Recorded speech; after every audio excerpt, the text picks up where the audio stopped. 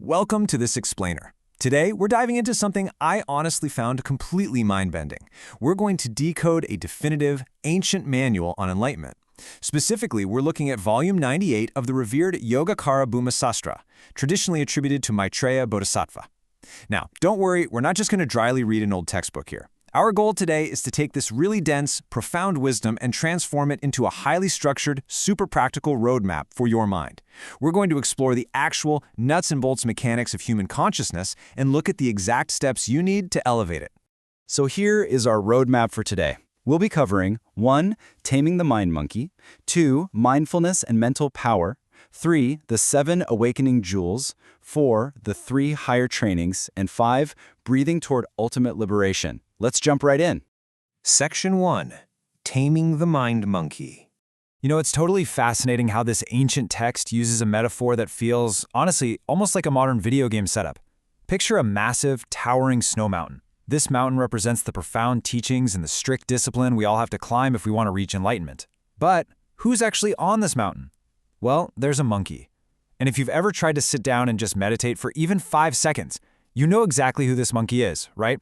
It perfectly symbolizes our irrational, scattered, totally restless everyday mind, just constantly jumping from one thought to the next. And to make matters worse, this monkey is relentlessly being chased by a hunter.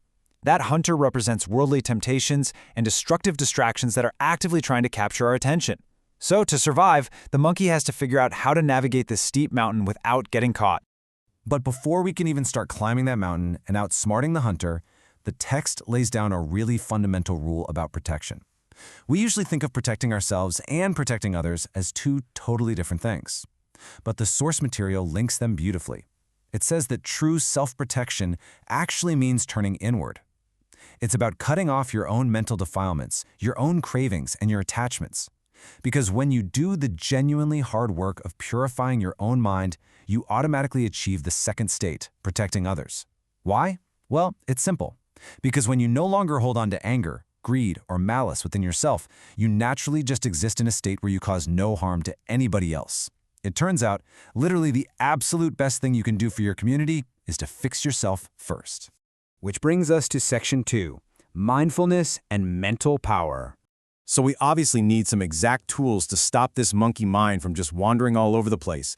And I was amazed to find out they framed this as the 4 bases of power. It's essentially a mental toolkit designed to lock in your focus and achieve deep concentration, which they call samadhi. First up, you have intention. This isn't just a passing thought. It's a genuine, burning desire to calm your mind. Then you apply effort. That's the active, raw energy you exert to actually stabilize your thoughts. Next comes the mind itself, which actively works as a shield to block out external distractions. And finally, investigation. This is your sharp analytical ability to observe your own mental afflictions the second they arise. These 4 elements basically work together like gears in a well-oiled machine, generating the sheer mental horsepower you need to hold your attention steady. And the text gets ridiculously precise here.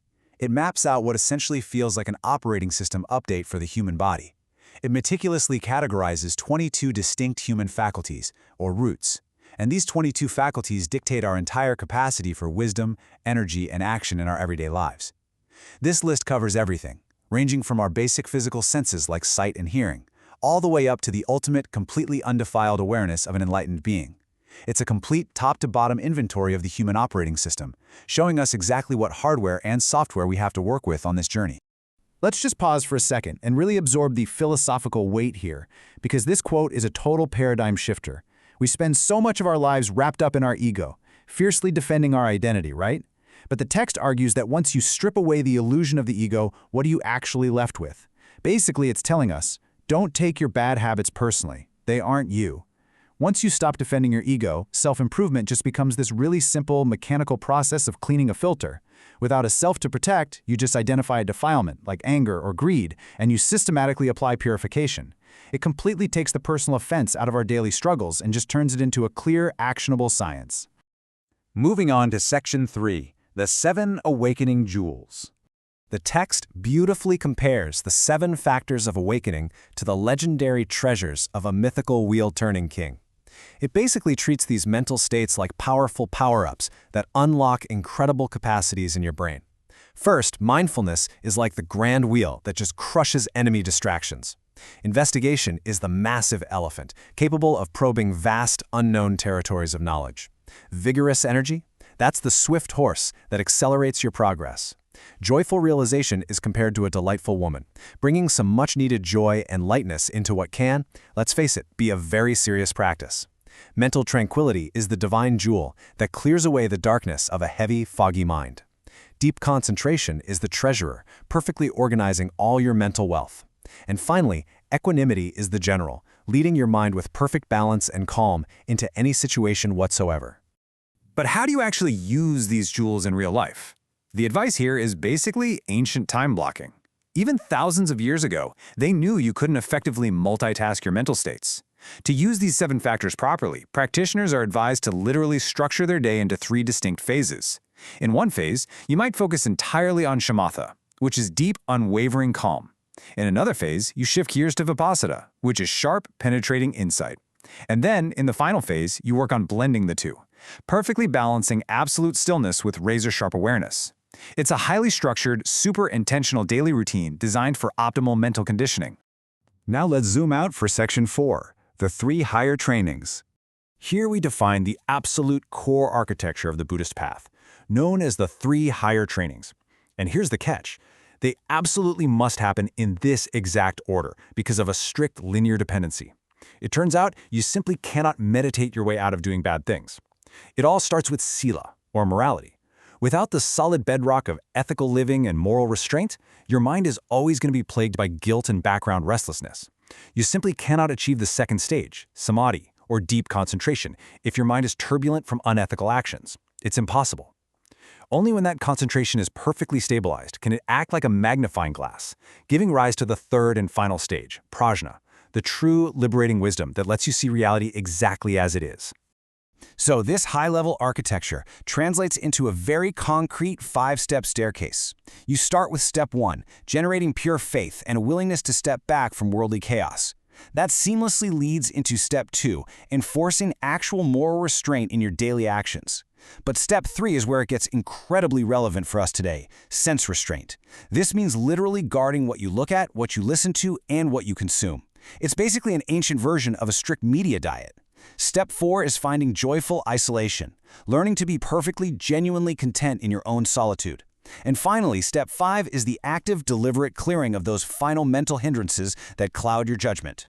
Which brings us to our final step. Section 5, breathing toward ultimate liberation. This is where the rubber finally meets the road, using literally the most accessible tool we possess, our breath. The text lays out the practice of anapanasati, or mindfulness of breathing, incredibly systematically. Step 1. Find a quiet room to physically isolate yourself and cut down on sensory input. Steps 2 and 3 are pretty straightforward. Just meticulously observe the subtle entry of the inhalation and then track the exhalation just as closely. But Step 4 is the secret sauce. As you watch the breath arise and vanish over and over, you are instructed to deeply recognize the fleeting, impermanent nature of your own life force. By internalizing this, you actively eliminate mental lethargy and you finally silence those scattered, monkey-like thoughts for good.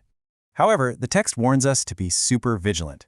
If you're struggling with focus during this breathing practice, you need to watch out for 5 specific hindrances. First, external environmental distractions. Second, actual physical difficulties in the flow of your breath. Third, psychological restlessness or deep-seated regret that keeps popping up.